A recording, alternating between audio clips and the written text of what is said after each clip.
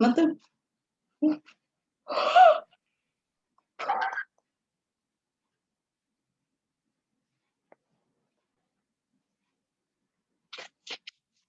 Ini ada kolam itu. Guys, Ini ada mandi ngomong apa? mandi dewe tadi. Mbak Anis. Mana Mbak Anis? Mbak Anis yang kamar. Buah?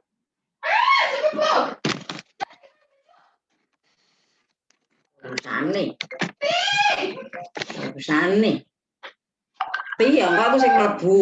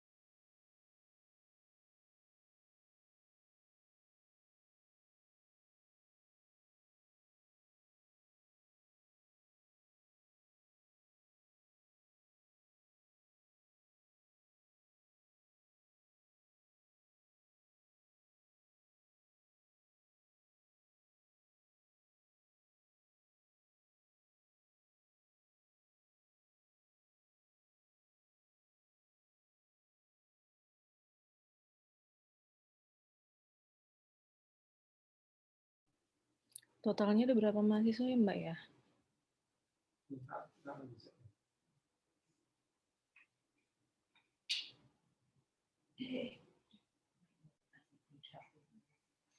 Ada berapa mahasiswa? Ada 13, Ibu. Ada 13. Sekarang yang hadir berarti baru 10. Mbak siapa ini namanya? Mbak Aisyah Laili Antika ini. Saya nggak menemukan namanya ya.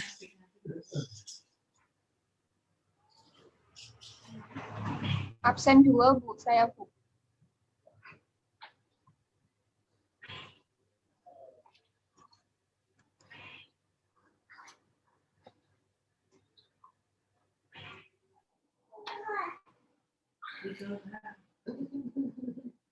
Di sini cuma ada 12 mahasiswa tuh, Mbak.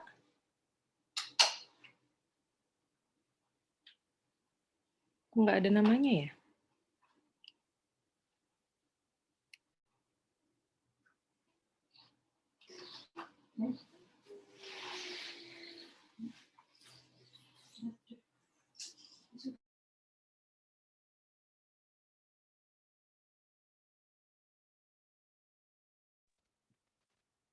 Bisa izin, Bu.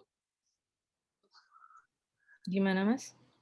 Untuk Aisyah itu kan ada dari kemarin, dari beberapa pertemuan kemarin ada dosen yang namanya Aisyah itu sama siapa lagi satu, dia nggak ada di simpetutnya gitu lah. Jadinya cuma 12 orang.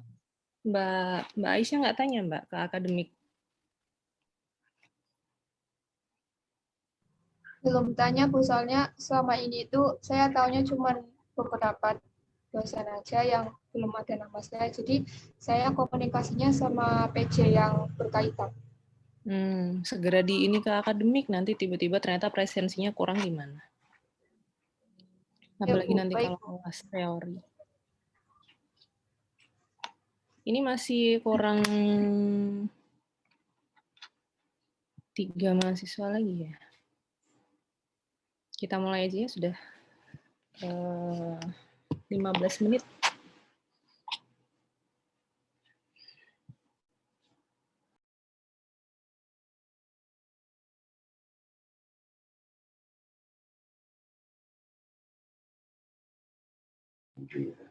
Bismillahirrahmanirrahim. Assalamualaikum warahmatullahi wabarakatuh. Waalaikumsalam Warahmatullahi wabarakatuh. Kita mulai perkuliahan pada hari ini. Marilah kita berdoa terlebih dahulu. Dipersilakan.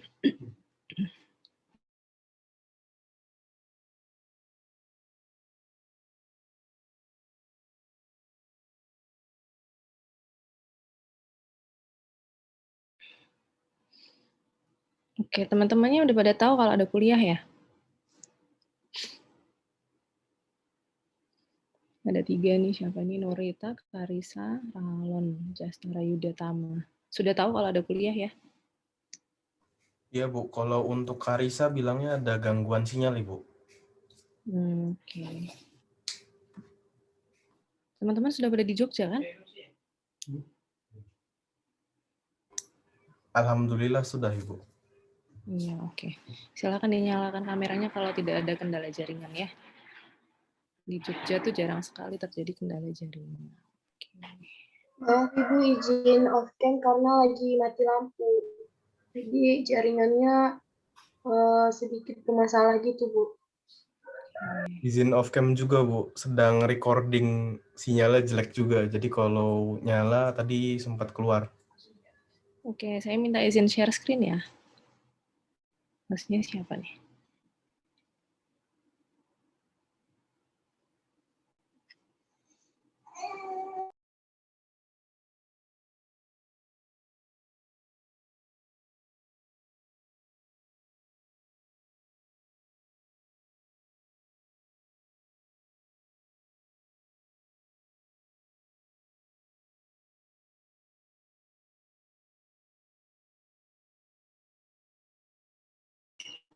Hostnya share screen.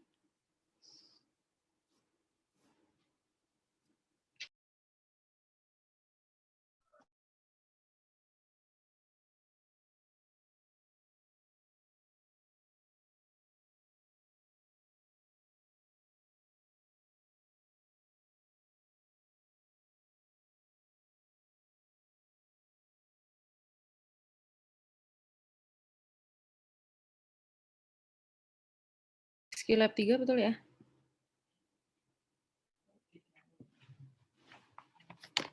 Karena saya kan pegang 2 ya, Skill Lab 3 dan juga Skill Lab 10.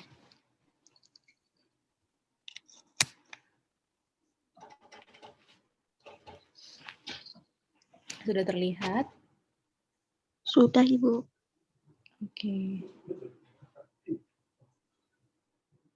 Kita mulai. Jadi yang pertama, tadi saya sudah bagikan untuk worksheet-nya. Jadi untuk yang nantinya akan terlihat ketika melakukan pemeriksaan ke PJ. Mbak siapa tadi ya?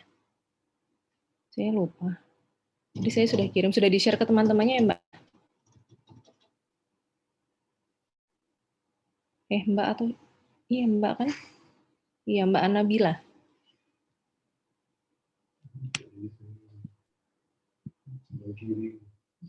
Teman-teman sudah dapat itu worksheet-nya? Udah, Bu. Silakan bisa dibuka. Di situ ada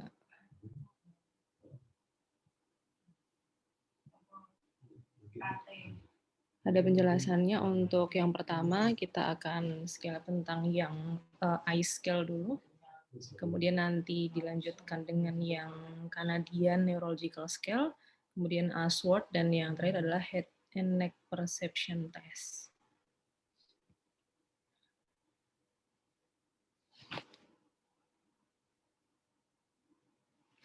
Sebentar ya.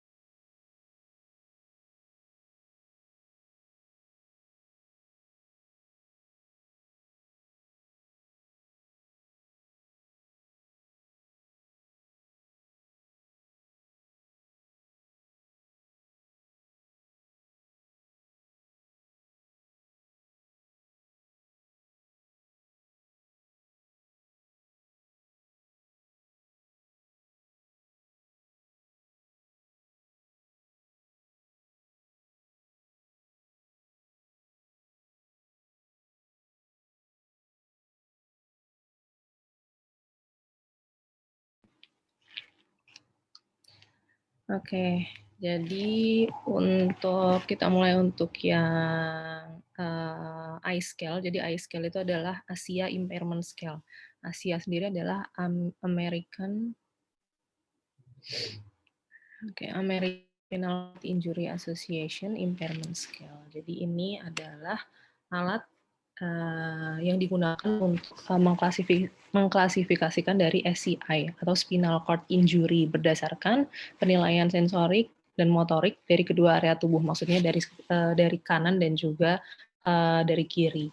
Yang pertama diperiksa adalah untuk sensory levelnya. Dari yang sebelah kanan dan juga sebelah kiri, dari C2 sampai S5, teman-teman kan sudah tahu, sudah belajar anatomi ya, dari ada cervical, thoracal, lumbal, dan juga sakral. CTLS, cervical, thoracal, lumbal, sakral. Kemudian kita selanjutnya adalah mengetahui untuk level motoriknya ada di mana. Di C5 kah, di C2 kah, di C6 kah, dan lain sebagainya. Kemudian yang ketiga adalah untuk yang neurological level of injury-nya. Kemudian untuk complete atau incomplete, dan juga grade-nya A, B, C, atau D. Jadi ini lumayan panjang ya untuk eye scale ini, jadi mohon diperhatikan betul-betul. Apa ada yang sudah tahu? Pernah lihat teorinya ini sudah belum ya? Pemeriksaan gini? Belum. Oke. Jadi nanti ini untuk agar tahu lumpuhnya, ini jadi untuk pasien yang biasanya mengalami kelumpuhan. Jadi biar tahu lumpuhnya itu sebagian atau semuanya, kemudian dia lumpuhnya itu karena di segmen berapa yang kena, misalkan C2 atau C5 atau C3, seperti itu. Biasanya pada pasien yang SCI itu kan spinal cord injury. Mungkin contohnya adalah, dulu saya pernah ketemu dengan pasien yang Jadi sedang membetulkan, nggak sedang membetulkan rumah, dia sedang bertamu di rumah temannya, kemudian di rumah temannya itu lagi ada perbaikan di atapnya. Nah, terus si tamunya itu kejatuhan dari kayu-kayu yang sedang dibetulkan.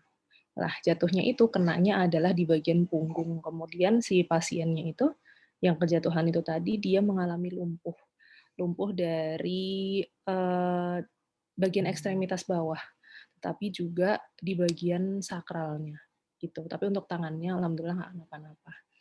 Gitu ya, sebagai contohnya bisa dibayangkan ya, teman-teman kan udah pernah tahu nih ada yang lumpuh biasanya naik kursi roda gitu. Nah, itu adalah spinal cord injury. Gitu ya. Kemudian spinal cord injury itu biasanya ini cedera tulang belakang lebih gampangnya. Oke, kemudian kita akan mulai memeriksa dari level sensoriknya. Nah, sebelumnya saya kasih lihat dulu untuk ini ya, yang sudah saya share ke teman-teman. Sebentar.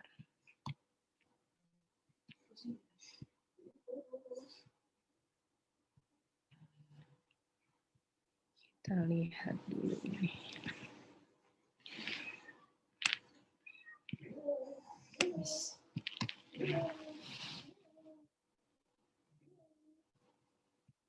Sudah terlihat ya? Teman-teman juga silahkan lihat di yang sudah saya berikan ke teman-teman itu. Jadi ini sedikit rumit, ya nggak sedikit rumit ya. Bisa dilihat itu ada kotak-kotak menurun ke bawah. Ya, ini ada pemeriksaan untuk sensorinya. Ini sensori. Tolong diperhatikan ya, karena ini lumayan rumit. Ini sensori, ini sebelah kanan. Ini anggota tubuh sebelah kanan, yang ini anggota tubuh sebelah kiri. Kemudian ini adalah untuk menilai, menulis hasil dari pemeriksaan sensorisnya. Kemudian yang ini, yang dua ini dari C5 sampai T1 dan juga L2 sampai S1 ini adalah untuk motoriknya.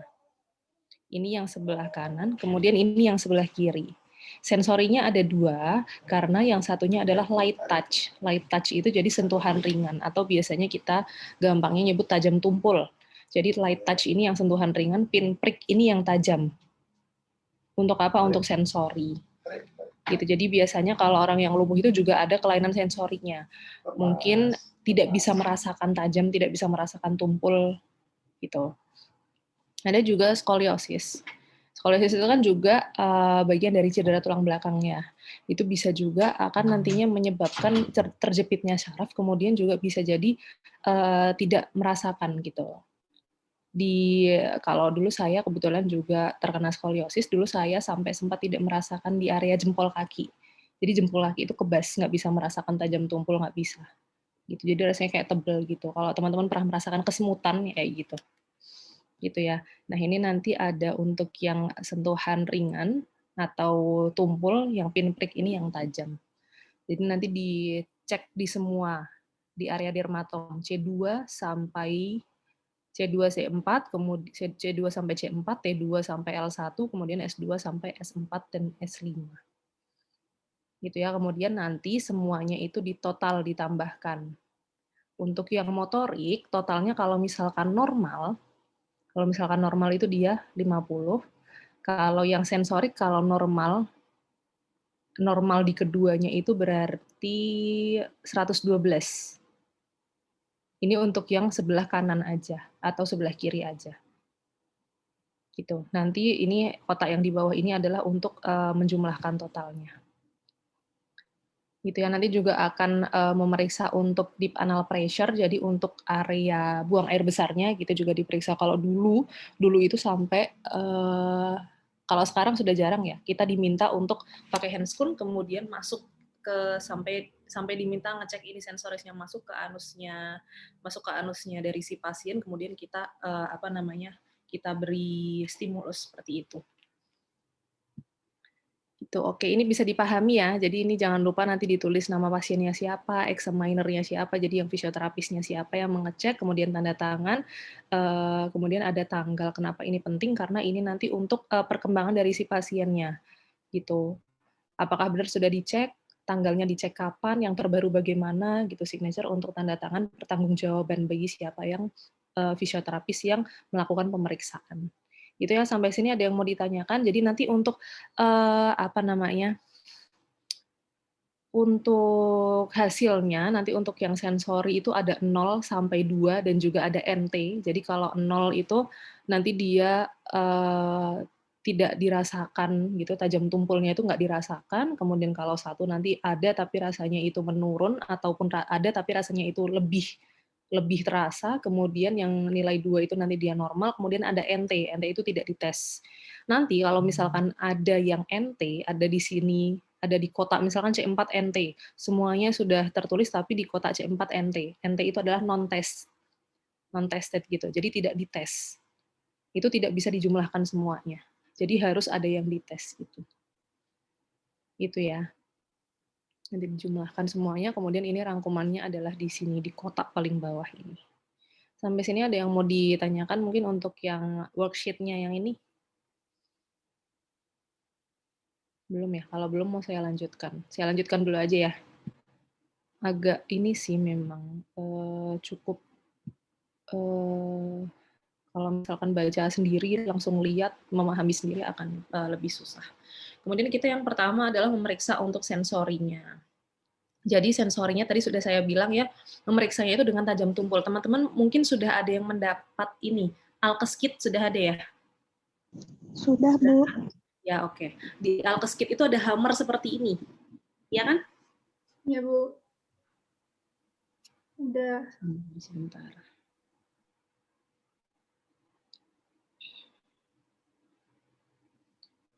Oh, ini ya yang nggak ada namanya tuh kemarin ini sama Ageng Arwidya ini kah? Atau siapa? Iya, Bu. Oh.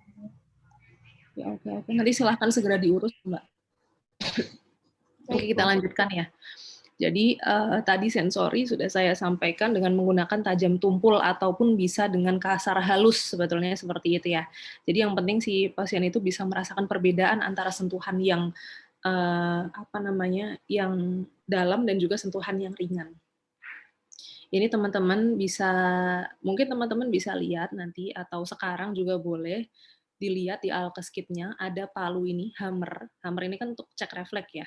Nah, ini di putaran bagian bawah sini, ini di bagian pegangannya ini, di bagian bawah ini ada untuk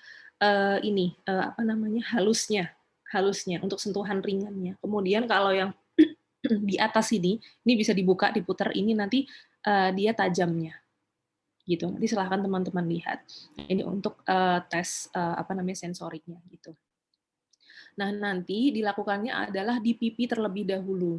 Supaya apa? Supaya bisa membedakan, oh ini tajam, oh ini tumpul seperti itu. Gitu. Kemudian nanti kalau sudah baru dicek di titik-titik area area dermatomnya. Jadi area dermatomnya ini ada C2. Belum saya ini ya. Oke. Lebih jelas. Jadi ada C2, C3, C4, C5, C6, C7, C8, T1, T7. Ini lengkap semua. Yang nggak ada itu cuma C1 karena C1 itu mempersarafi mata. Gitu. Jadi nanti C2, C3 ini nanti area-areanya di sini, deskripsinya. Itu nanti silahkan bisa dibaca. Sebenarnya saya ada yang lebih mudah lagi.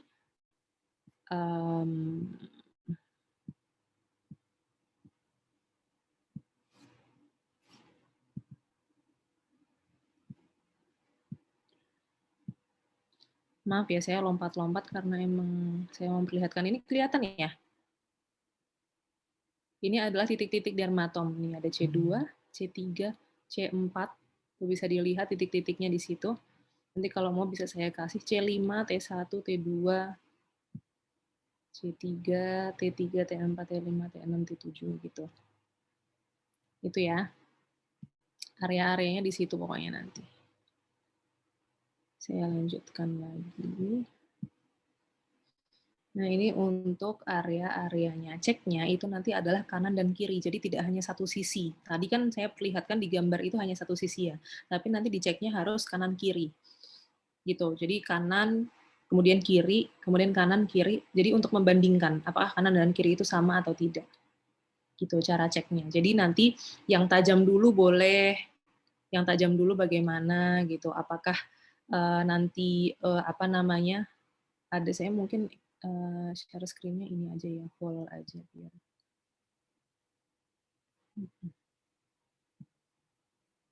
Nah, oke.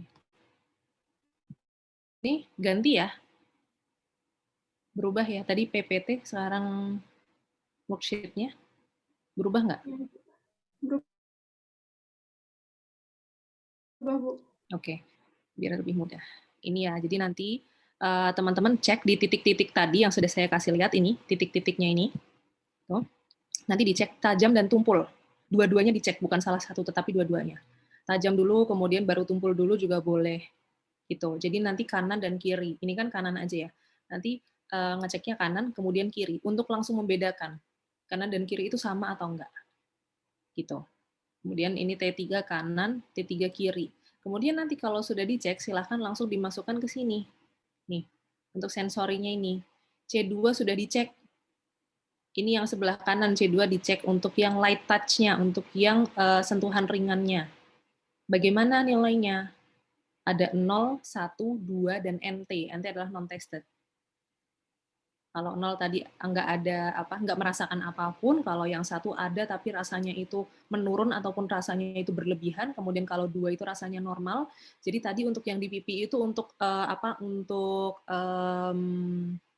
apa ya istilahnya? Jadi untuk ini loh rasanya itu seperti ini, gitu. Yang di pipi, tajam dan tumpul. Jadi nggak boleh lebih dari ini, nggak boleh kurang dari ini, yang di pipi, gitu. Gitu ya, paham ya? Nanti ditulis 0, 1, 2 atau NT. Ini yang sebelah kanan, kemudian nanti ditulis di sebelah kiri. Jangan salah, ini light touch yang ini, kemudian ini light touch, kemudian ini yang pinprick yang tajam. Yang sebelah kanan. Gitu ya. Itu untuk sensoriknya. Nanti kalau sudah semuanya dijumlahkan. Ini 56 ini menggambarkan totalnya seharusnya kalau normal. Kalau normal itu 56. Nanti kalau tidak normal, kalau kurang dari 56 atau ketika semuanya sudah dijumlahkan kan seharusnya ini 112 ya. Yang bagian kiri dan juga bagian kanan. Ini 112 masing-masing. Nanti kalau kurang dari itu berarti ada yang tidak normal. Caranya tahu kalau yang tidak normal gimana, nanti tinggal lihat di sini di penulisan yang sudah teman-teman tulis tadi nilainya. Kalau misalkan dia kurang dari 2, itu berarti di bagian itu yang tidak normal. Misalkan di T2 ini, dia ternyata 1, tapi yang lainnya 2. Berarti itu ada yang tidak normal. Gitu ya. Bisa dipahami ya. Kemudian, selanjutnya adalah ini untuk yang deep anal pressure. Deep anal pressure ini untuk yang sensorinya. Ini ada deep anal pressure untuk sensori, nanti voluntary anal contraction ini untuk yang motoriknya. Gitu. Nah, kita kan sensori, jadi sensori dulu, deep anal pressure ini nanti kita ceknya di area dekat anus. Jadi ini ada, nih. Mana sih? Nah ini, di area dekat anus 4S5 ini, titik ini. Ini nanti kita cek dermatomnya di sini. Tajam tumpulnya di sini. Ini di sebelah kiri, ini di sebelah kanan. Ini anus ya.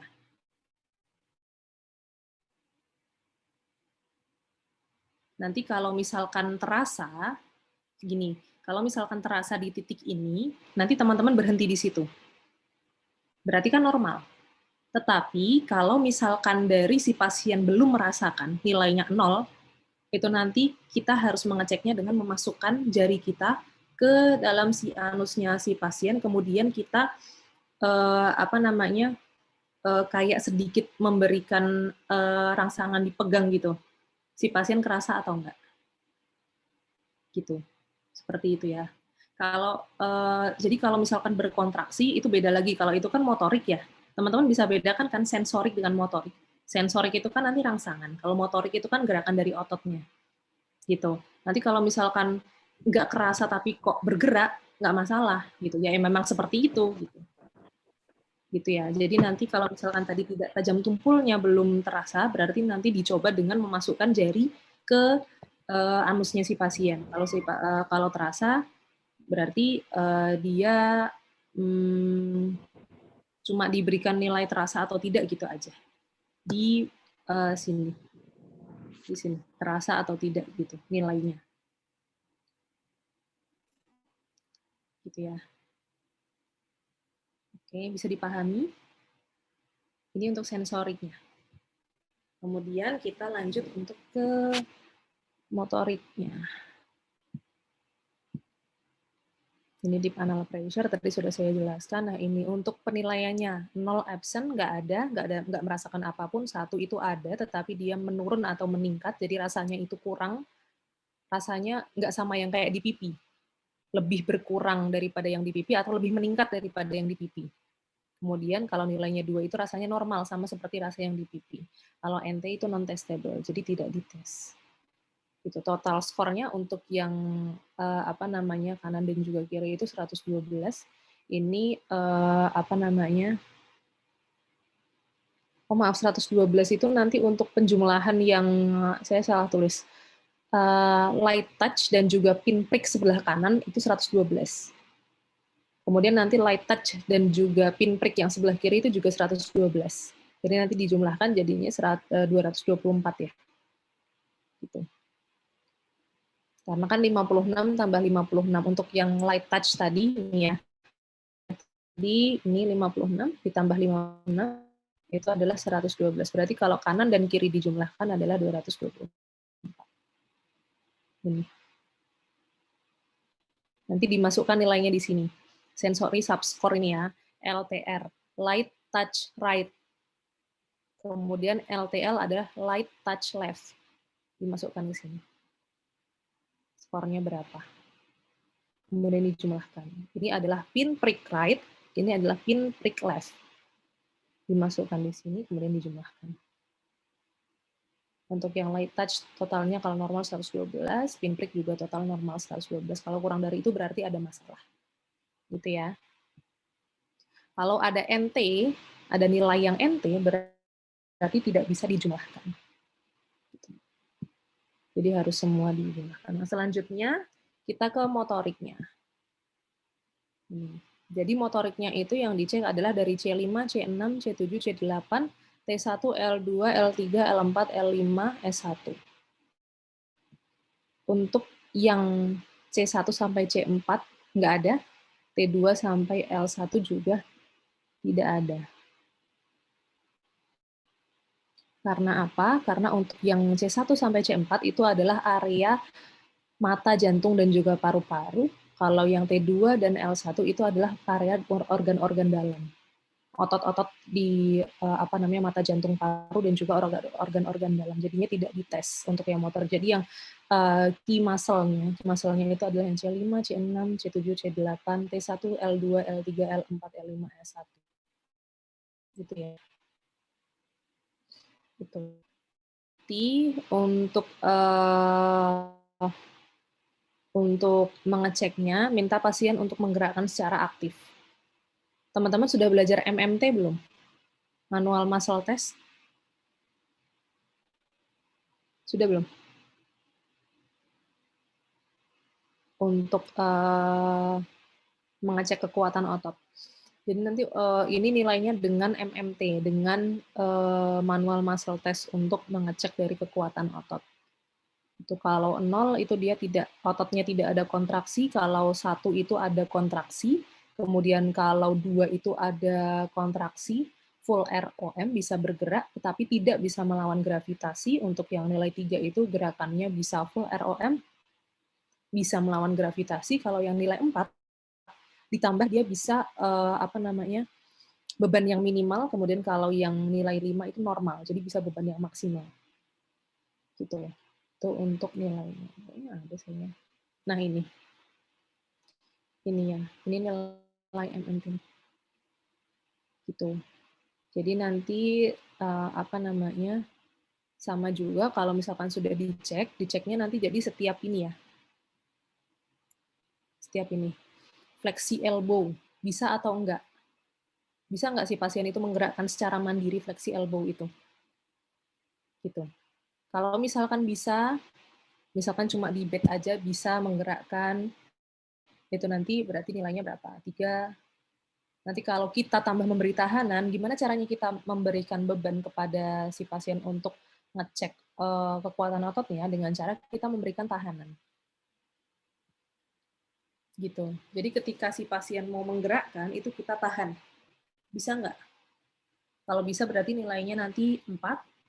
Kemudian kalau kita memberikan tahanannya lebih kuat lagi dan dia bisa berusaha untuk menggerakkan, itu nanti berarti nilainya 5. Gitu ya, bisa dipahami ya. Jadi untuk fleksi elbow ini ada C5. C5 ini nanti dia mempersarafi otot apa nih? Bicep brachii, bicep brachialis. Kemudian C6, teman-teman saya minta untuk lebih bisa menghafalkan yang ini ya, yang motorik ini. Yang C5, C6, C7, C8, T1, L2, L3, L4, L5, S1. Gitu. Jadi dia mempersarafi apa aja sih C5? Oh, gerakan fleksi elbow. Ototnya apa? Bicep brachii, bicep brachialis. C6, gerakan ekstensi wrist. Ototnya apa? Otot ekstensor carpi radialis longus, otot ekstensor carpi radialis brevis. Kemudian C7 juga ada ekstensi dari elbow. Ototnya apa? Ada tricep brachii, dan seterusnya. Ini untuk yang L2, fleksi hip, ototnya adalah iliopsoas. Kemudian fleksi ekstensi knee, ototnya adalah quadriceps, seperti itu. Gitu ya. Sama nanti juga setelah itu langsung dimasukkan ke sini. Nih, C5, C6, C7, C8, T1, L2, L3, L4, L5, S1. Langsung dimasukkan skornya berapa? Tadi dari 0 sampai 5. Gitu ya. Nanti kalau misalkan normal semua, bagus, berarti nilainya 50. Kalau kurang dari 50, ini untuk yang bagian kanan aja 50, bagian kiri juga 50, nanti kalau dijumlahkan keduanya adalah 100. Gitu. Kalau kurang dari 100, ini nanti ditulis di sini ya. Ini upper extremity right, upper extremity left. UER, UEL. Nanti dijumlahkan. Ini 25 dan juga 25. 50. Gitu. Kemudian nanti yang ini lower extremity right. Ini yang lowernya. Lower extremity right, kemudian lower extremity left. Gitu. Kemudian nanti juga dijumlahkan totalnya. Jangan lupa ditulis di sini. Nanti hasilnya ditulis di sini ya. Sama juga nanti kalau dia NT, ada NT-nya, tuh. Kalau ada NT-nya, nggak bisa dijumlahkan juga. Jadi harus semuanya ada angkanya. Gitu. Nanti dimasukkan ke kotak-kotak kecil tadi ya. Kemudian untuk yang selanjutnya sama, kita juga mengecek analnya. Sama juga. Jadi caranya sama seperti sensorik tadi. Kalau yang sensorik itu kan tadi kan harus dicek dulu untuk ininya ya. Harus dicek dulu untuk area dermatomnya di sekitar anusnya itu. Baru kita, kalau misalkan itu nggak kerasa, baru kita memasukkan. Tapi kalau untuk yang yang untuk voluntary anal contraction ini, jadi dia kita harus memasukkan juga jarinya, tapi harus dibedakan ya voluntary dengan refleks. Jadi kalau refleks itu kan teman-teman kalau voluntary teman-teman bisa mengontraksikan sendiri di anusnya. Paham ya? Kayak kalau teman-teman nahan BAB itu, teman-teman kan bisa mengontraksikan anus sendiri ya. Nah, itu adalah yang voluntary. Jadi gerakan secara disadari. Tapi kalau misalkan yang refleks itu adalah ketika jari itu dimasukkan, jari dari si terapis dimasukkan, kemudian akan terasa meremas. Gitu. Jadi harus bisa nanti harap dibedakan gitu ya. Jadi nanti kalau misalkan jarinya sudah dimasukkan, nanti si pasien itu diminta untuk mengkontraksikan dengan cara meremas dari si jarinya si terapis. Bisa atau enggak? Gitu. Kalau misalkan bisa, berarti itu tadi nilainya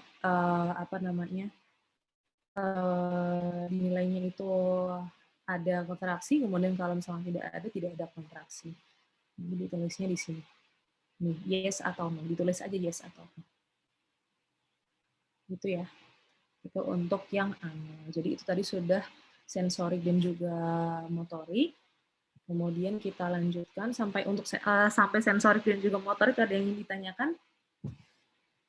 Jadi teman-teman nanti mempelajari dulu ya itu apa namanya, bagaimana caranya menulis hasil yang sudah apa teman-teman lakukan pemeriksaan tadi di lembar itu, lembar worksheet-nya tadi ya, lembar kerjanya tadi. Karena kalau nggak dipahami untuk menulisnya juga bingung ngeliatin itu. Gitu. Kemudian kalau sudah kita lanjut, kita kita setelah mengecek the sensorik dan motorik, kita cek untuk neurological level of injury-nya. Gitu. Dia ada di bagian mana sih terkena di bagian mana gitu. Tadi kan kita sudah lihat ya, nilai-nilainya itu kan sudah dicantumkan di lembar kerjanya tadi. Pasti ada yang nilainya 2, ada yang 3, ada yang 5. Kalau 5 itu kan yang motorik ya. Kalau untuk yang sensorik kan maksimal 2. Nah itu. Itu nanti caranya adalah kita mengidentifikasi atau melihat dari bagian yang paling kaudal atau yang paling bawah. Ini, dari yang paling kaudal dulu. Yang paling bawah. Dari mulai S4, S5 untuk yang sensoriknya, yang motoriknya dari S1. Kita lihat nilainya berapa. Gitu. Jadi di sini saya katakan untuk sensori itu minimal nilainya itu adalah 2. Kalau untuk yang motorik nilai minimalnya adalah 3. Jadi nanti bisa dikatakan dia di level, misalkan nih ada contoh ya, sensoriknya di level C4. Berarti kan kalau sensorik di level C4 itu adalah nilai dari C4-nya, sensorik C4-nya ini nilainya adalah 2. Nggak boleh kurang dari 2. Berarti dia level sensorinya ada di C4. Kita cek dari bawah tuh. Kita cek dari bawah, S4, S5 ternyata 1, S3 1, S2 1. L1 ternyata 0, T12 0, T11 1, T10 2. Berarti levelnya ada di T10. Gitu. Jadi kita cek dari bawah tuh. Gitu ya. Paham ya? Itu untuk yang sensoriknya. Kalau untuk yang motorik, nilai minimalnya itu adalah 3. Sama juga kita cek dari bawah. Oh, ternyata dia 2, 2, 1, 2. Di sini 3. Berarti level untuk yang motoriknya itu adalah L2. Gitu ya, paham ya? Tetapi, level motorik itu dianggap level sensorik. Kalau sensoriknya normal. Gitu. Jadi nih, misalkan level sensoriknya tadi ada di C4. Level sensoriknya ada di C4. 2 nilainya. Nah, untuk level C5, motoriknya itu kurang dari 3. Motoriknya nilainya kurang dari 3. Berarti kan dia tidak normal ya. Normalnya kan harusnya 3 ya. Tadi saya sudah bilang yang normalnya adalah 3. Minimal nilainya 3. Berarti level motoriknya itu ada di C4.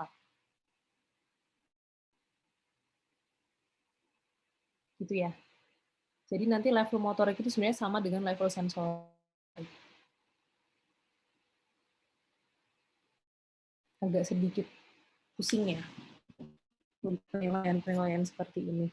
Nah, apa nanti pahami. Gitu. Jadi motorik itu dianggap sama dengan level sensorik. Gitu. Kemudian nih, misalkan kalau level sensoriknya itu C3, nilai motorik dari C5-nya itu adalah 4. Berarti level dari motoriknya di mana? C3 bukan, Bu? C5-nya 4 tuh. Tadi kan untuk motorik ini ya, minimalnya 3 ya. Motorik minimal 3, sensorik minimal 2. Nah, level sensoriknya itu di C3, berarti C3 nilainya 2 kan? Normal ya. Berarti kalau yang C5 itu nilai motoriknya 4. Berarti level motoriknya di mana? C5. C5. Karena lebih dari 3. Ya. 3 atau sama apa? 3 atau sama dengan lebih dari 3 atau lebih dari sama dengan 3, maaf. 3 atau lebih. Gitu ya. Dipahami pelan-pelan nggak apa-apa. Saya kirim 2 ini, yang jadi itu lembar depan ini, yang ini, lembar belakang itu yang satunya saya kasih. Lembar belakang itu yang ini. Ini ya. Jadi ini adalah untuk apa namanya, cara-caranya. Ini kan ada step-nya ya, tadi kita udah sensorik dulu, kemudian motorik, nah sekarang kita di NLI. Neurological level of injury-nya. Dia ada di C berapa? C1, C2, atau C berapa? Gitu. Gitu ya, itu untuk menentukan dari neurological level of injury-nya, NLI-nya. Nah, kemudian sekarang kita menentukan untuk complete atau incomplete-nya. Gitu. Jadi ini complete atau incomplete itu dia diklasifikasikan berdasarkan cedera pada sakralnya. Untuk sensorik maupun motoriknya. Gitu, berdasarkan sakral sparing. Jadi pemeriksaan untuk yang rektal tadi, anal tadi. Gitu, complete atau incomplete itu pemeriksaannya berdasarkan tadi yang apa? Pemeriksaan di anal yang jarinya dimasukkan tadi. Gitu. Jadi bisa dikatakan komplit, cedera yang komplit itu kalau tidak ada sakral sparing. Jadi pemeriksaan untuk yang rektal tadi itu dia tidak ada. Tidak ada sensoriknya, tidak ada motoriknya. Sudah dicek tadi ya, yang dengan pinprick dan light touch dan juga dengan yang memasukkan tadi. Itu nggak ada. Dua-duanya nggak ada untuk sensorik motorik. Itu adalah complete injury atau cedera yang komplit. Kemudian kalau yang incomplete injury itu ada untuk pemeriksaan tadi sakral sparing, namanya sakral sparing ya, yang tadi apa namanya pemeriksaan anal tadi, ada tetapi hanya sebagian. Maksudnya sebagian adalah ada hanya sensoriknya ataupun ada hanya motoriknya, salah satunya. Itu incomplete. Kemudian kalau sensori incomplete itu dia untuk sakral sparingnya itu ada hanya sensori. Motoriknya nggak ada.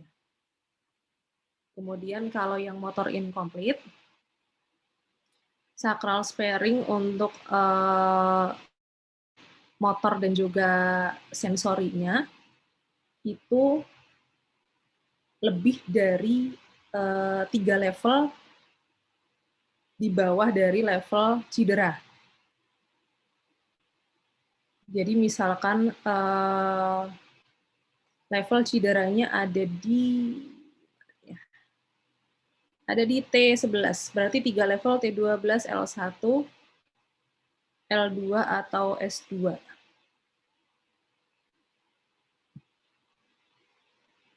Gitu.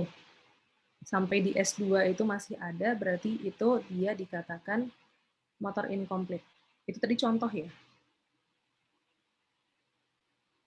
Gitu. Paham nggak? Jadi pemeriksaan anal untuk yang motorik dan juga sensoriknya itu di level dari misalkan levelnya dikatakan level tadi ya saya bilang dikatakan levelnya di level T11. Nah ini untuk yang T12, L1, dan juga S2, ini dia ada nilainya juga gitu. Jadi nilainya itu 2. Nanti di sini juga nilainya dia mungkin ternyata dia kurang dari dia di sini 3 tapi di sini dia kurang dari 3.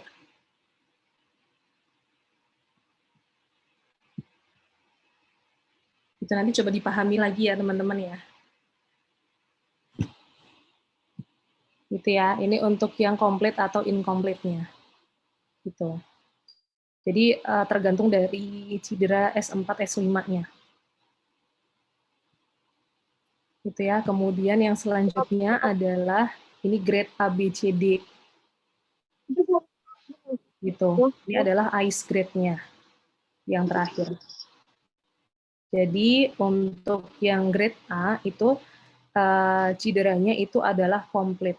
Nah, ini cederanya itu adalah komplit. Tidak ada komplit itu artinya tidak ada sensori dan juga tidak ada motoriknya. Kemudian kalau yang B itu sensori incomplete. Jadi maksudnya cederanya itu hanya di bagian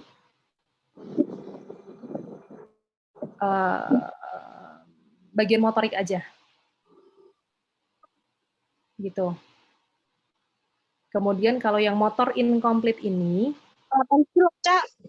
dia lebih dari setengah motorik yang dites. Motorik yang dites tadi kan ada 10 ya. Lebih dari setengah berarti lebih dari 5 area yang dites itu nilainya adalah kurang dari 3. Jadi nilai MMT-nya tadi itu adalah kurang dari 3. Kemudian kalau yang D ini juga motor incomplete tetapi lebih dari setengah, jadi lebih dari tadi kan yang dicek 10, lebih dari 5 yang dicek itu nilainya adalah di atas 3. 3 atau lebih. Nilai MMT-nya. Kemudian kalau yang E itu adalah normal, itu normal. Jadi nilainya semuanya tadi 112, 50 dan juga 50. Ini nilainya normal. Semuanya nilainya 50, di sini 50 juga, di sini 112, di sini 112. Itu adalah E. Ya, ini adalah untuk yang ice grade.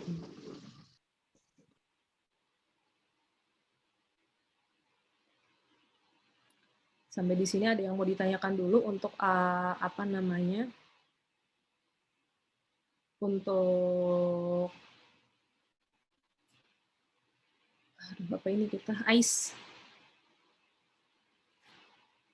Ada yang mau ditanyakan? Dari sini. Asia Impairment Scale. Ini tadi untuk pemeriksaan sensoriknya dengan tajam tumpul. Ini adalah area dermatomnya, area yang dicek. Tadi gambarnya sudah saya tampilkan. Kemudian untuk ada juga yang deep anal pressure, di mana kalau yang deep anal pressure tadi dicek dulu untuk yang tajam tumpulnya di dekat anus. Nanti kalau misalkan tidak ada, baru dicek untuk yang memasukkan jari ke anus. Kemudian ini adalah penilaiannya, skor gradingnya, sensory gradingnya. Jadi ada 0 sampai 2, kemudian ada NT. Gitu. Jadi 0 tidak ada, 1 ada tetapi memang menurun atau meningkat. Kemudian yang 2 itu normal, kalau NT itu tidak dites. Kalau ada NT tidak bisa dijumlahkan. Gitu ya. Kemudian ini untuk yang motoriknya dengan cara meminta pasien untuk menggerakkan secara aktif dari ekstremitas atas dan juga bawahnya. Gitu. Jadi ini fleksi elbow, ekstensi wrist, ekstensi elbow, kemudian fleksi dari jari tengah. Ini key muscle-nya. Jadi otot-otot kuncinya untuk mengecek dari ice grade ini. Gitu. Yang paling penting dicek adalah gerakan-gerakan ini. Gitu. Ada hip flexion, kemudian ada ekstensi ini, ada dorsofleksi dari ankle, ada ekstensi dari jempol, kemudian plantarfleksi dari ankle. Kemudian ini untuk voluntary anal contraction tadi tolong dibedakan yang gerakan disadari dan juga tidak disadari atau refleksnya. Jadi pasien diminta untuk mengkontraksikan dia bisa, itu adalah gerakan yang voluntary anal contraction, berarti ada dia yes nilainya. Kalau misalkan gerakannya hanya refleks, maksudnya dia diminta untuk mengkontraksikan tidak bisa, tidak ada kontraksi, tidak ada gerakan, itu berarti nilainya no. Gitu ya. Kemudian yang selanjutnya ini adalah penilaiannya untuk yang ini, untuk yang C5 sampai S1 ini, penilaiannya ini adalah nilai MMT. Jadi tadi kalau 0 itu tidak ada kontraksi, 1 itu ada kontraksi, kemudian ada kontraksi itu bisa kita hanya lihat aja kayak ototnya gitu, ototnya itu bergerak kayak berusaha mengangkat tangan, ataupun ketika kita palpasi, itu kan kerasa ya kalau mau menggerakkan itu kan, kerasa ya kalau menggerakkan. Di ototnya itu ada bergerak. Nah, itu kita palpasi juga teraba kontraksinya itu juga bisa, itu nilainya 1. Kemudian kalau nilainya 2, itu dia bisa melakukan gerakan aktif full ROM tetapi tidak bisa melawan gravitasi. Gitu. Tidak bisa melawan gravitasi. Kemudian kalau yang nilai 3 itu bisa melawan gravitasi, sama seperti 2 tapi bisa melawan gravitasi. Kemudian kalau yang 4 itu sama seperti 3 tetapi dia bisa dengan tahanan minimal. Kalau yang 5 sama seperti 3 tetapi dia bisa tahanan maksimal. Sama juga kalau nanti ada NT, itu nanti kan juga ada NT ya, tidak dites. Kalau ada NT tidak bisa dijumlahkan.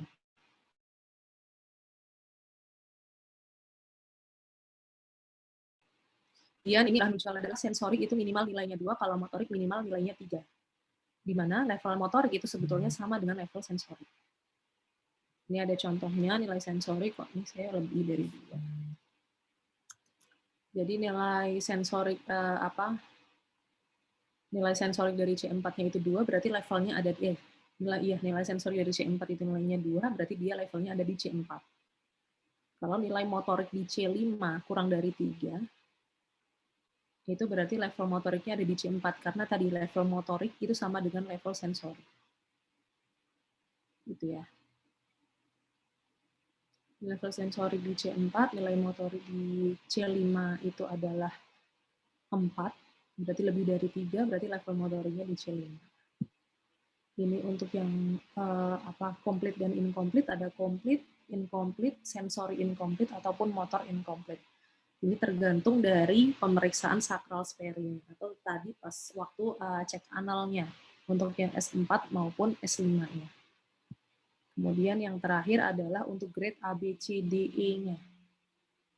Dia komplit, yang dia A, B, C, D, ataupun E. Nanti kalau sudah ditulisnya di sini, ini untuk sensori yang kanan itu nilainya berapa totalnya, untuk sensori yang kiri nilai totalnya berapa, kelihatan ya di kotak paling bawah ini, kursor saya kan kelihatan ya. Kemudian untuk yang motorik yang nilai di kanan berapa, nilai di kiri berapa. Di sensori motorik, kemudian yang selanjutnya neurological level of injury-nya itu dia di mana. Kemudian complete, dia complete atau incomplete. Kemudian untuk ICE grade-nya tadi berapa, A, B, C, D, atau E. Gitu. Gitu ya. Sudah bisa dipahami, mungkin masih sedikit ini ya, harus lebih memahami lagi. Mungkin nanti teman-teman bisa kalau kurang paham dengan apa yang saya sampaikan, nanti teman-teman bisa mencari untuk yang lebih mudah mungkin nanti bahasa Indonesianya mungkin seperti itu ya. Lebih mudah dipahami. Oke, kita lanjutkan untuk yang selanjutnya adalah Canadian Neurological Scale. Jadi untuk yang Canadian ini dia adalah untuk mengevaluasi dan juga memonitor dari status neurologikalnya itu biasanya digunakan pada pasien stroke. Tuh, pada awal-awal ketika si pasien itu terkena stroke. Gitu. Jadi ada level kesadarannya itu alert, drowsy, stuporous, dan juga comatose. Kalau alert itu dia normal. Jadi kesadarannya itu sadar penuh. Kemudian kalau yang drowsy itu ketika si pasien itu distimulasi secara verbal, jadi ketika diajak bicara ataupun dipanggil, itu dia bisa merespon. Si pasien itu bisa merespon. Gitu. Kemudian juga kondisinya, kalau yang drowsy itu, si pasien itu kondisinya bangun. Dia sadar, tetapi dalam waktu yang singkat. Dia nanti akan lebih banyak tertidurnya ketika dilakukan pemeriksaan. Gitu ya. Kemudian kalau yang stuporous itu pasien itu distimulasi secara verbal dengan suara keras, itu dia tidak akan sadar, bahkan tidak bangun sama sekali. Kalau yang comatose itu dia ketika si pasien ini diberikan stimulasi dengan berupa tekanan yang dalam, jadi bikin pasiennya nyeri, itu baru dia akan ada respon. Gitu. Tapi responnya memang ya hanya sedikit aja gitu. Mungkin dari gerakan jarinya atau gerakan tangan gitu. Jadi yang atas tadi normal, makin ke bawah adalah makin buruk level kesadarannya. Nah, nanti kalau misalkan dia levelnya ada di alert atau drowsy, itu nanti kita akan lanjut ke section A. Nanti setelah ini akan saya jelaskan. Tetapi kalau misalkan dia level kesadarannya ada di stuporus atau comatose, itu nanti kita akan lanjut ke section B, di mana section B itu adalah GCS, pemeriksaan GCS. Pemeriksaan GCS ini nanti kita akan membahas di skill lab yang ke-10. Ini kan skill lab 3 ya. Nanti kita akan membahas di skill lab 10, di mana skill lab 10 itu nanti akan membahas tentang pemeriksaan kesadaran dengan menggunakan GCS. Gitu. Paham ya? Jadi Canadian Neurological Scale ini adalah digunakan untuk mengevaluasi dan juga memonitor dari si pasien stroke kondisinya ketika si pasien itu pertama terkena stroke. Jadi kondisi akut ketika pertama kali si pasien terkena stroke. Kita cek untuk level kesadarannya. Ada alert, drowsy, stuporous, comatose. Oke, kita lanjutkan. Untuk yang section A, kita akan lebih membahas section A ya. Section B akan kita bahas di skill lab yang ke-10.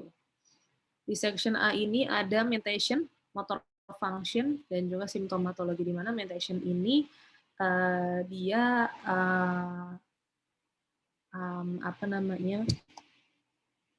klasifikasinya adalah tentang orientasi dan juga berbicaranya. Gitu.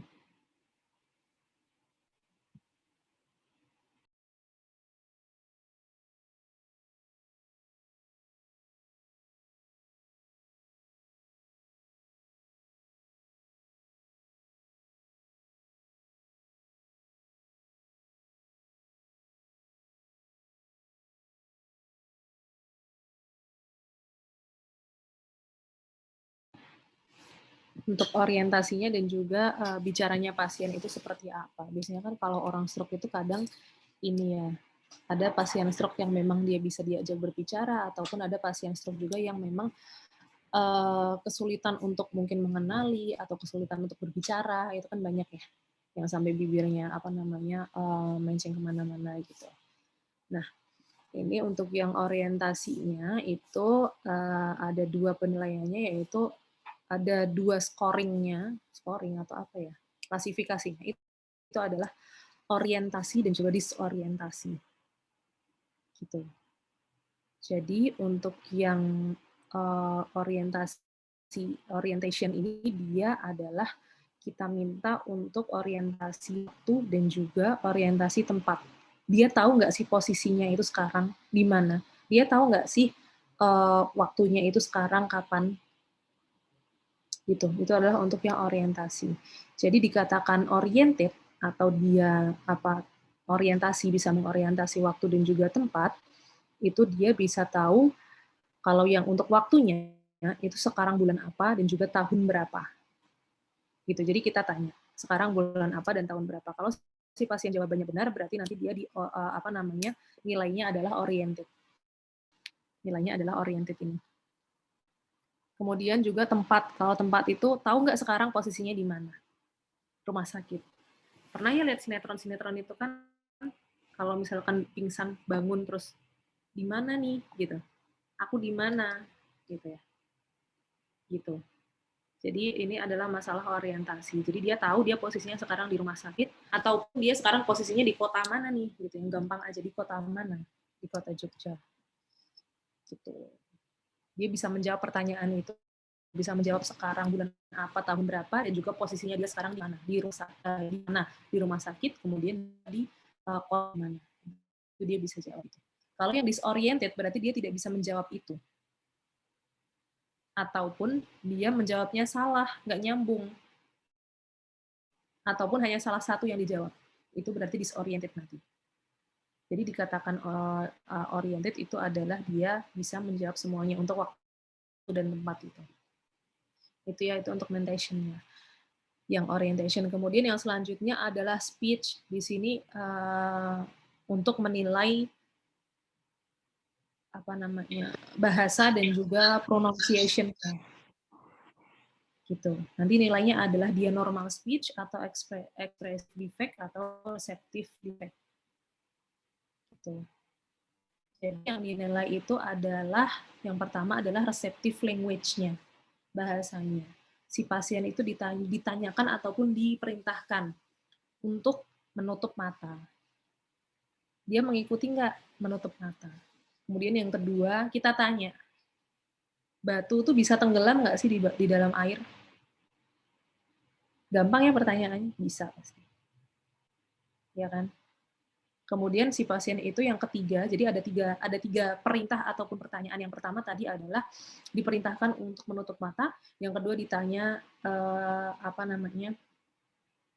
tadi apakah si batu itu bisa tenggelam di dalam air. Kemudian yang ketiga itu adalah si pasien diminta untuk menunjuk atap, bisa atau enggak. Kalau misalkan hasilnya masih ragu-ragu, itu nanti kita bisa mengulanginya 2 kali. Gitu ya. Nah, kalau sifatnya normal, kita bisa ke motor function. Tapi kalau dia hanya bisa menjawab 2, tadi kan ada 3, 2 atau 1 dari pertanyaan ataupun perintah, itu dia nilainya adalah receptive defect.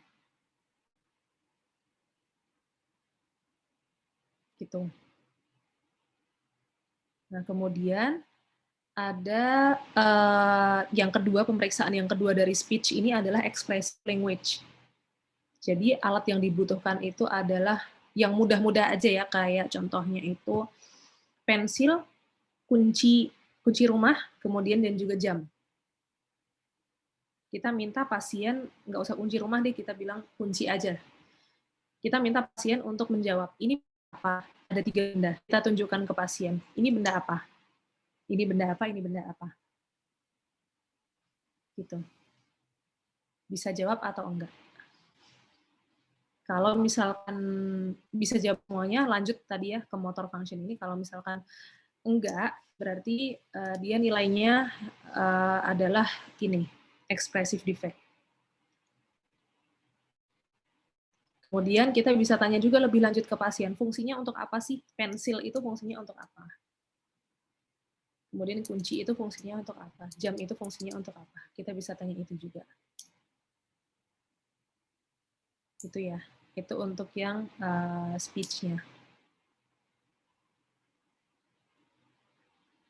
Nah, ada juga nilai untuk speech-nya, speech scale-nya itu dia ada nilai normal, kemudian ada expressive defect itu tadi ya, itu tadi bisa jawab, pokoknya intinya nilainya kalau yang normal itu bisa jawab semuanya, kalau yang expressive defect itu dia hanya bisa menjawab 1 atau 2 di bagian ekspresif. Tadi kan ada penilaian ekspresif dan juga reseptif ya, speech itu. Yang pertama receptive language, yang kedua adalah expressive language. Untuk yang dia nilainya expressive defect, ini dikatakan expressive defect itu jika pasien hanya bisa menjawab 1 atau 2 di bagian expressive language. Kalau yang receptive defect ini, dia hanya bisa menjawab 1 atau 2 di bagian receptive language. Gitu. Jadi tadi speech ada 2 penilaian, reseptif dan juga ekspresif. Gitu. Nanti kalau hanya bisa menjawab di bagian ekspresif 1 atau 2, itu berarti nilainya expressive defect. Kalau yang hanya 2 di reseptif, berarti yang receptive defect. Kalau bisa semuanya, berarti nilainya adalah normal.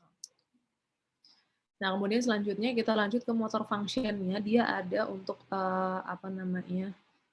otot wajah, kemudian ada upper limb yang proksimal, upper limb yang distal, ekstremitas atas yang proksimal dan distal, kemudian ada yang ekstremitas bawah, kemudian juga bisa menahan posisi selama 3-5 detik. Gitu. Nah, untuk yang motor function ini dibagi 2, section A1 dan juga section A2. Section A1 ini yang dari face sampai yang lower limb. Kalau yang section A2 ini adalah yang diminta untuk menahan posisi.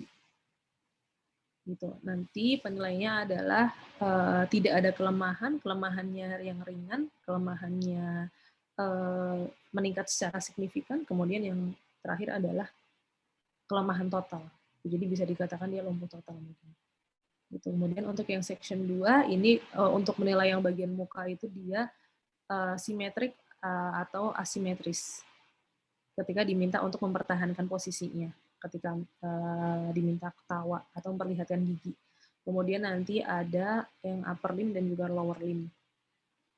Gitu, dia equal atau unequal. Jadi maksudnya adalah dia mampu untuk menahan atau unequal, tidak mampu untuk menahan. Gitu. Nah, nanti untuk yang section A1 yang phase ini diminta untuk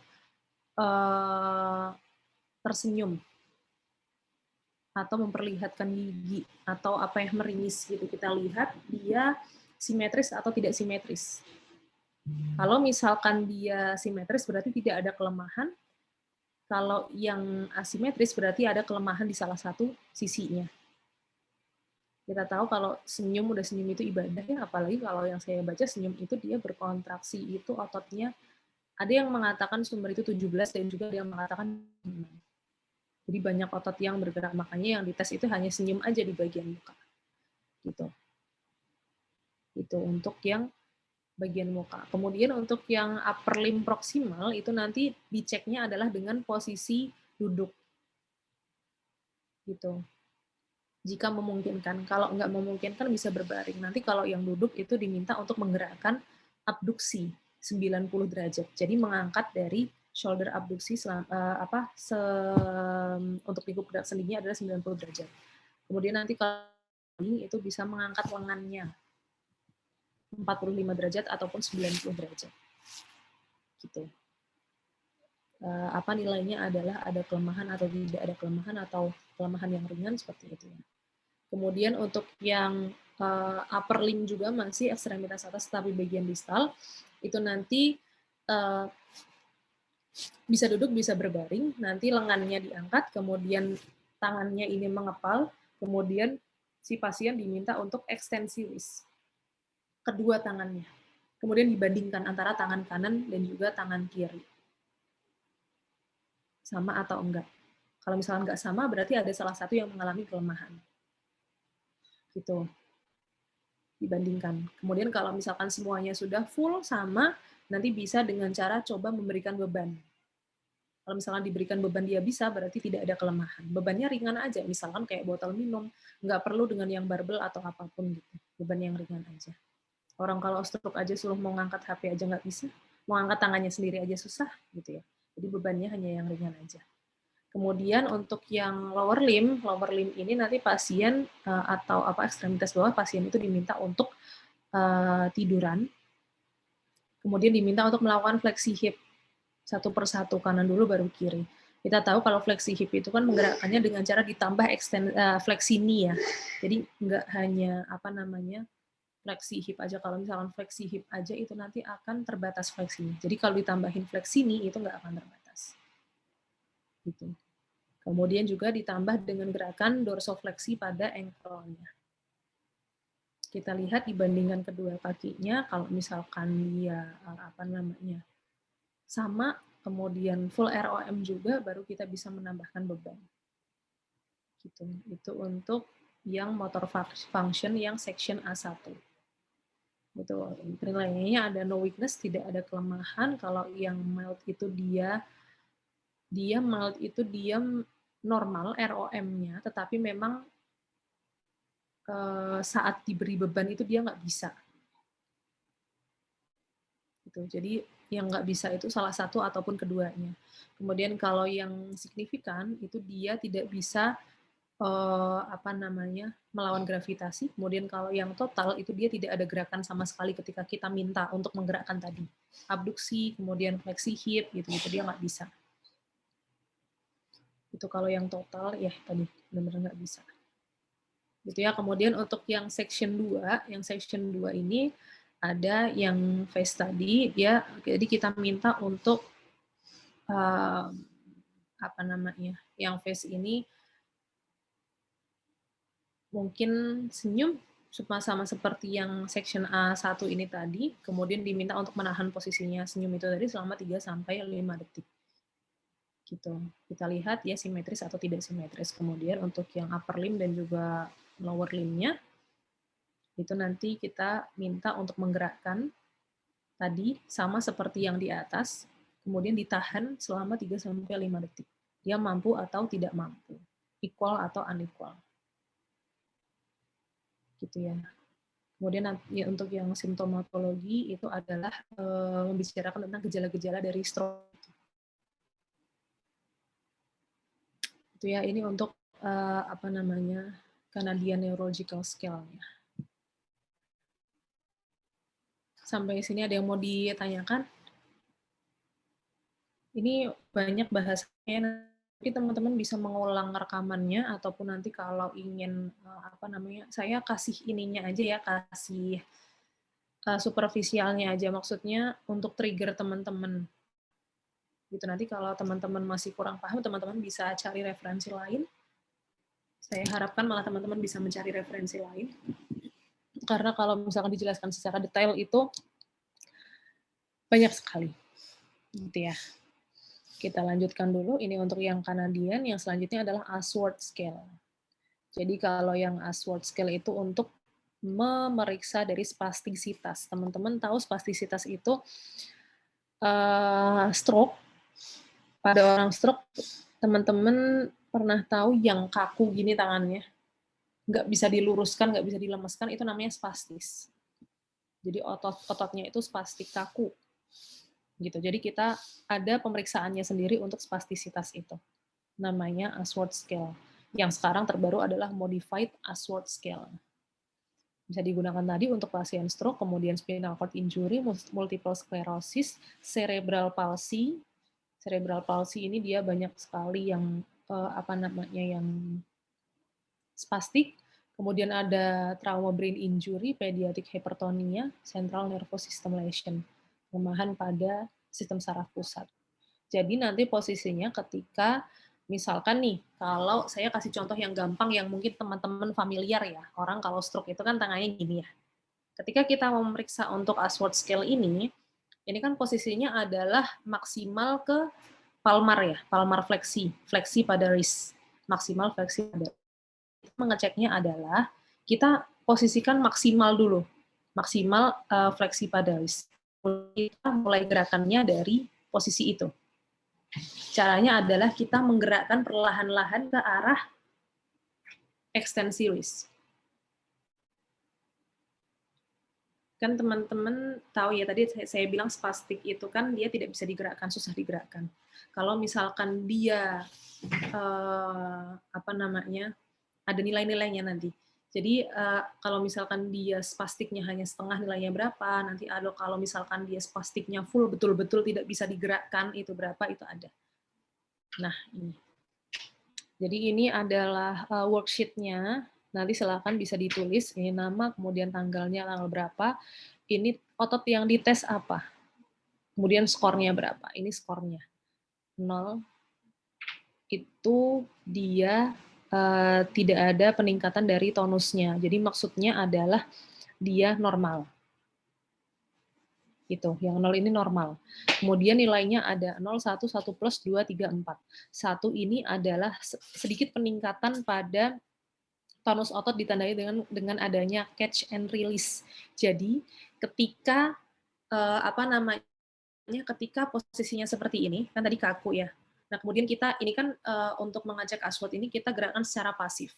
Jadi kalau misalkan kita mau menggerakkan, kita sudah menggerakkan pasif untuk yang ini, wrist-nya, mungkin lancar sampai tengah-tengah ada kayak tahanan.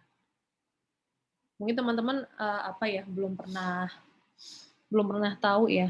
Ini kalau nggak offline ini memang susah ya. Jadi ada sedikit tahanan. Jadi misalkan ketika mau digerakkan ada sedikit kaget gitu, kaku, kemudian tapi nanti bisa digerakkan lagi. Itu nilainya 1.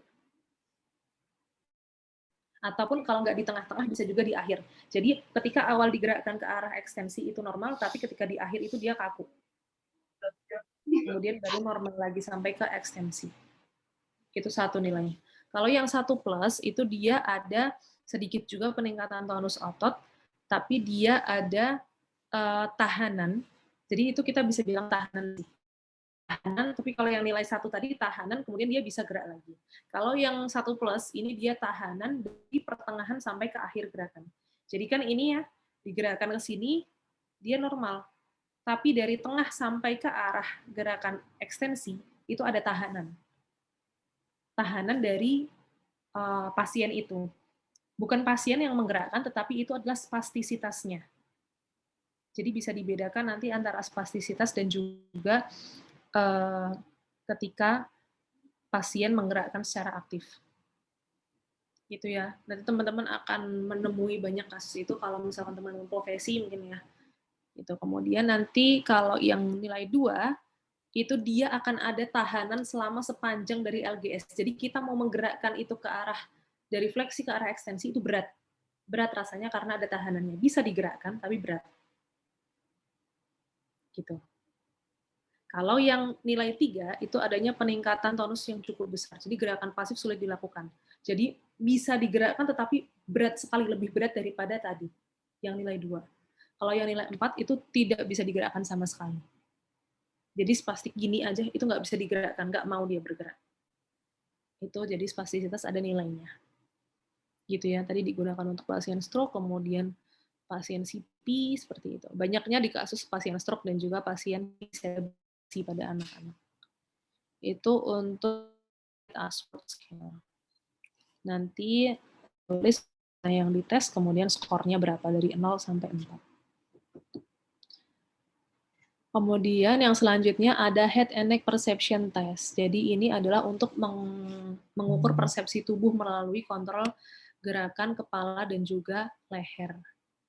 Jadi agar kita tahu apakah trauma, misalkan si pasien mengalami trauma pada servikal, apakah itu akan mempengaruhi dari kontrol cervical dan juga kepala. Jadi maksudnya dia mungkin tidak simetris atau dia tidak normal gerakannya.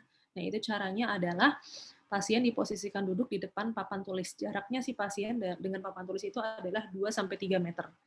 Kemudian nanti mungkin si pasien menggunakan topi atau helm ya, itu nanti yang ringan aja, kemudian di situ diikatkan atau dikaitkan seperti pointer, di mana pointernya itu nanti akan mengarah ke arah papan tulis. Gitu. Nah, setelah itu pasien posisinya adalah memejamkan mata. Dan posisinya diam, tegak, gitu ya. Nah, nanti titik dari pointer yang di papan tulis itu ditandai. Ditandainya dengan titik A. Kemudian setelah itu nanti minta kepala pasien untuk merotasikan ke arah kanan ataupun kiri, salah satu aja. Bisa kanan aja atau bisa kiri aja, pilih salah satu. Dan setelah dia merotasikan ke kanan, diminta untuk kembali lagi menghadap ke depan. Kembali ke posisi awal. Nah, kemudian di posisi awal itu diam. Si pasien sudah merasa nih posisinya, posisi kepala sama leher dan juga sama badannya, itu posisinya sudah enak, sudah pas lurus ke depan. Kemudian nanti kalau sudah titik dari pointer ini yang ada di pointer yang ada di kepala yang mengarah ke papan tulis itu nanti ditandai dengan titik B. Nanti ukur jarak dari titik A ke B. Ini ada klasifikasinya, kalau kurang dari 10 cm itu kategorinya adalah baik, 10-20 cm itu cukup, kemudian kalau lebih dari 20 cm itu ada gangguan. Jadi kadang gini, kita merasakan posisi kita duduk itu sudah betul. Padahal ternyata enggak. Ternyata postur kita jelek. Bahu kita ternyata naik 1, kepala kita ternyata menceng, kepala kita ternyata sedikit rotasi ke kanan, kan seperti itu. Nah, ini untuk mengecek gitu. Dari kepala, leher, dan juga badannya. Persepsinya. Gitu. Gitu ya, bisa dipahami ya. Biasanya kalau yang ada trauma pada cervical. Oke, sudah selesai. Ada yang mau didiskusikan? Banyak sekali ya, nanti mungkin bisa diulangi dari rekamannya. Tadi ada eye scale, kemudian juga ada Canadian Neurological Scale, ada Ashworth Scale, dan juga Head and Neck Perception Test. Gitu. Ada yang mau didiskusikan? Sebelum saya akhiri, untuk praktikumnya nanti saya beri skenario, kemudian saya minta teman-teman untuk bisa. Jadi skenarionya itu adalah sebuah kasus, nanti silahkan teman-teman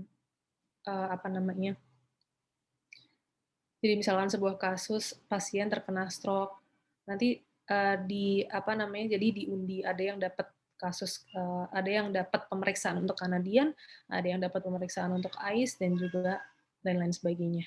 Ada 4 gitu ya. Nanti saya beri skenario, kemudian teman-teman silahkan menganalisa, memeriksa si pasien itu kalau diperiksa dengan Kanadian ini nanti nilainya berapa, nilainya bagaimana, gitu ya, bisa dipahami ya. Nanti untuk memahami lagi silahkan teman-teman cari referensi lain mungkin yang untuk lebih mudah dari saya menjelaskan. Mungkin ya maaf kalau saya menjelaskannya susah dipahami. Kemudian nanti juga bisa mengulangi dari rekaman ini. Direkam kan ini direcord kan? Nanti silahkan diulang untuk rekamannya. Gitu ya. Saya rasanya ngomong banyak banget sampai haus. Oke, ada yang mau didiskusikan mungkin?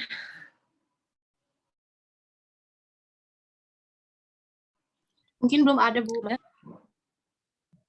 Oke, kalau belum ada, kita akhiri ya. Untuk tadi saya, ini loh belum. Ibu mohon maaf. Iya, gimana Mbak? Kalau PPT-nya boleh dikirim nggak, Bu? Boleh, nanti saya kasih ke PJ-nya ya. Ya, terima kasih, Bu. Oke. Ini dari tadi saya belum melihat nama Karissa Laudita. Memang nggak hadir ya?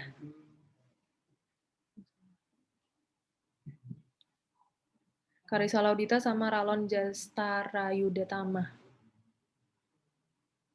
Memang nggak ada ya? Nggak hadir ya? Tadi Karis. Untuk Carissa Lauditya itu tadi terkena jaringan, Bu. Oh, Susah iya. jaringan. Oke. Terus kalau yang satunya? Kalau untuk yang Ralon Jastara tidak hadir, Bu, tidak ada kabar. Oke. Nanti untuk Mbak Karissa mungkin bisa ikut kelompok lain. Terus kalau untuk yang Mas Ralon Jastara itu nanti hubungin saya aja ya. Minta tolong untuk hubungin saya. Oke, gitu ya. Terima kasih. Semoga apa yang saya sampaikan dapat bermanfaat. Mohon maaf kalau saya menjelaskannya masih kurang. Silakan teman-teman cari referensi. Mohon maaf jika ada salah kata juga. Kita akhiri dengan membaca doa kafaratul majelis.